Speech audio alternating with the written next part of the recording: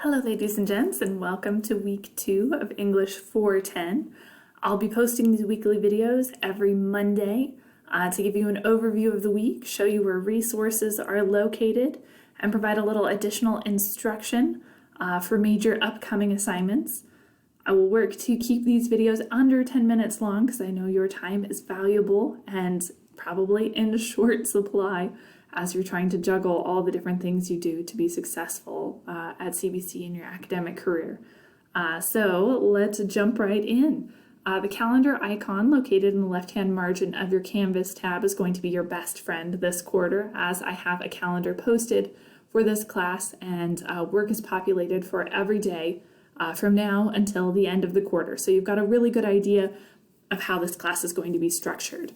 So for those of you who like to look ahead, like to work ahead on due dates, fabulous, this calendar is going to be your best friend.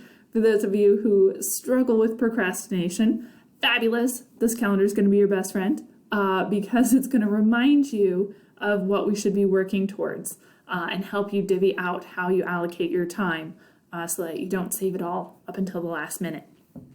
So last week, you worked on primarily documenting sources in APA style. You've got your APA manual to help you with that. Hopefully that was a great resource for you. The internet also provides lots of great resources. My favorite is the OWL Purdue APA website. It's an online writing lab, is why it's called the OWL. And APA style is the most popular style in professional writing, whether it's technical writing, writing in the sciences, writing in engineering fields, writing in business fields. You're going to run into APA style most often as a standard style. So this website offers you a lot of supplemental resources. So if you ever get stuck in a situation and you don't have your handy dandy style guide, the OWL Purdue is recognized as one of the leading resources for APA style. In week 2, we are going to be working on our first discussion, which is the crisis memorandum and suggestions, and then we're going to be working on building a business letter. So let's take a look at the discussion here. The great thing about this calendar is it's linked to the assignments for you. So let's go ahead and open up this discussion. Crisis memorandum suggestions. This should take you about 40 minutes to an hour. So as you're budgeting your time this week, pay attention to those time estimates so you know where to invest and how long it's going to take you to get this thing done. So for this discussion, you are going to create a portion of a strategy memo. It may feel like the memo is an outdated piece of business technology, but you would be shocked how much memos are still used. They started, of course, as paper forms, and now we get electronic memos. So take a look at one of these cases. These are real life cases, issues these companies experience. So Odwalla makes juices and granola bars. They're kind of seen as a healthier sort of company. They ran into some difficulties. So check out that case study, or if you're like me and survived many years solely eating Taco Bell, you might be interested in our case number 2, which is all about some issues Taco Bell experienced. So pick one of these cases, read it in depth, and then you are going to be working with that case as the topic of your discussion. So you can either pick, or if you can't pick, you can have the wheel pick for you. Sorry, I have a dog who wants to come say hello. Hello. Okay, hop on down. Down. They are so needy sometimes. I love them, but heavens to Betsy. Then step 2, this is going to tell you which component of a memo you're going to be working on. So spin the wheel of memo components to determine which section of the memo you will type and post for this discussion. You don't need to type the entire memo. I'm going to repeat that again because someone will type the entire memo. Do not type the entire memo, just the section that the spinner lands on. Follow the guidelines below, which I'm going to go over in a second, for writing your memo. So click it, it spins, it's very exciting. So in this case, you would be working on the recommendations section, business problem and most desirable outcomes. And here are our guidelines. The memo is a very specifically structured document. That's probably its most distinguishing feature, is its structure. So content, absolutely important, but nobody's going to recognize it's a memo unless you follow this specific guideline.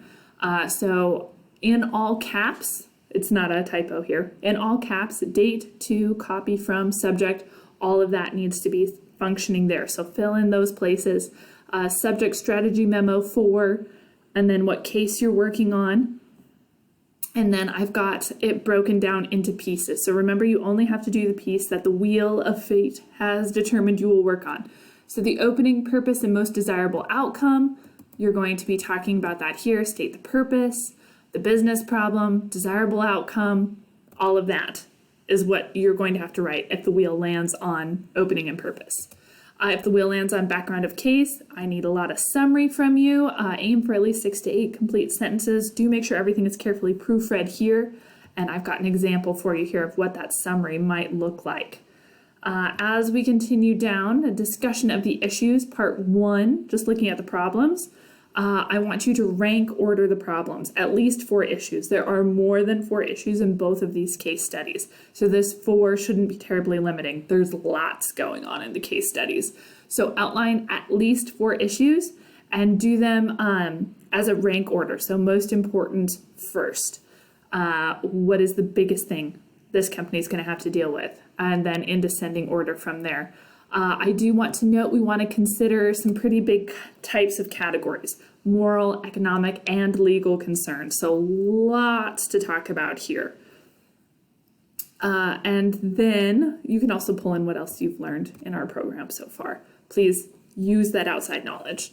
Discussion of issues, part 2, we're talking about the stakeholders. So who is invested in this? Who's going to be most impacted? So identify and rank order those stakeholders and discuss implications, probable and possible. So probable, most likely that will happen. Possible, a little bit further out, but still could take place and negatively impact the stakeholders. We want to identify and appropriately address. So customers, specific people involved, and this is all working with a sample case with an insurance company. So that's why you're seeing specific names here. Employees, consultants, shareholders, competitors. Lots of people are impacted by both of the case studies, both the Odwalla and the Taco Bell one up at the top of this screen. Recommendations, business problem, and most desirable outcome. So if you remember when we did our little sample spin, this was the section we got. So we want to identify the business problem. Do this in a couple sentences. The more specific you can be, the better. Remember, language is powerful, right? And so we want to be highly specific and provide some details without going way overboard and writing an entire novel. So think concise, clear writing as you're working on identifying the business problem. And then state the most desirable outcome. In a perfect world, what do we want to have happen? How do we resolve this issue? And go ahead and outline that for your reader. Recommendation approach to solving the problem. This is going to be like the step-by-step tasks that need to be accomplished to make this thing go away. So we want to go ahead and list those tasks. I want at least 4 because these are complex problems. If you give me one thing we need to do to fix it, that's oversimplifying, right? So these are complex issues. They're going to require a lot of things to make the problem go away. Give me at least 4 things that need to be accomplished. So in this case, they want to drop the lawsuit. We need to communicate with the suer directly.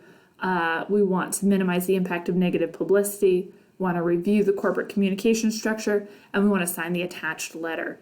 So in bold, give the action phrase. Action phrase should start with a verb, and then provide additional details in the standard form of text. And then finally, we want to have a closing comment. This kind of sums everything up. If you think in terms of like a lawyer in a courtroom situation, this is their closing arguments, right? Where they're appealing to the jury, they're making their very strongest points, and they're wrapping it all up nicely with a little bow. That's what this closing comment's going to do. So briefly restate the desired outcome. Say something positive. We want to reassure people that we're on it. We're going to fix this problem. We're aware of it. It's not going to happen again. The stakeholders won't be negatively impacted in the long term, this kind of stuff. So do make sure to wrap all that up real nicely in the closing comments. We want to end on a positive note. so that anyone reading this memo doesn't leave in the depths of despair, right? We want to give them something positive. And at the end, do include a source citation for the case study, which we pulled from this particular book, O'Rourke Management Communications. And then you're going to post your response. I'm going to grade it on completeness, depth of thought, and grammatical correctness, so do make sure you're carefully proofreading. Lots of good stuff in this discussion, so lots to work with. So spin the wheel to figure out which case you want to work with. Spin the wheel to figure out which section of the report you're going to be doing. Read through the Odwalla or the Taco Bell case in depth, and then compose your part of this discussion board. Awesome. All right, back to the calendar real fast, because I do want to keep these nice and short for you. So that's the discussion crisis memorandum, and then you're going to be working on your business letter.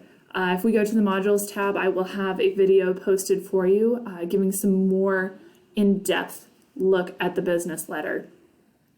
And you'll be working on submitting that Friday. And then you have a crisis solution memorandum and letter due on Sunday. So lots of work to do. This is a 400 level class, so it does have a lot of work involved. I hope that you are pacing yourself, figuring out how to best spend your time, and reaching out with any questions that may come up. I respond within 24 to 48 hours to questions, so if you've got a due date coming up, do try and reach out a little bit in advance so we can have time to dialogue, send those emails back and forth to get all the clarity you need, or we can set up a Zoom session to do a face-to-face discussion, get the clarity you need there. Do keep in mind, I work very hard to keep weekends set aside for my family. I'm available to you, absolutely, business days, Monday through Friday. I am at your beck and call to help you out there.